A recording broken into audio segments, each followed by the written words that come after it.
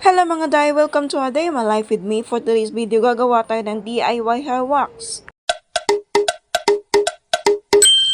Ang una ko nga ginawa dito ay kumuha lang ako ng 1/4 brown sugar. Tapos nag-add din ako ng 1/2 cup honey. Tapos 1/2 slice ng lemon. Kung wala kang lemon, pwede kalamansi. Tapos mix mo lang siya ng maigi bago mo buksan ang apoy. Tapos kapag nakulo na siya, kailangan mo siyang halu-haluin ng tuloy-tuloy para hindi iaawas. After 15 to 20 minutes, pinatay ko na yung apoy. At dapat maging ganitong consistency niya. At ngayon ay nilipat ko na siya sa plastic container. At kapag malamig na, maging ganito yung consistency niya. Para sa akin, perfect ang paggagawa natin ng ating sugar wax. At dito nga may na-ready na akong ginupit-gupit na papel o bond paper o any used bond paper. Tapos hindi mawawala ang baby powder. At yan nga ang kilikili ng sister ko, yan ang ating hair wax for today's video. At ito na nga, mag-uumpisa na tayo. Bubuhusan muna natin ng baby powder bago tayo mag-apply ng sugar wax.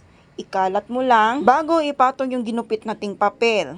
At i-rub mo muna siya maigi, siguro mga 30 seconds pwede na, bago hilahin natin ng mabilisan.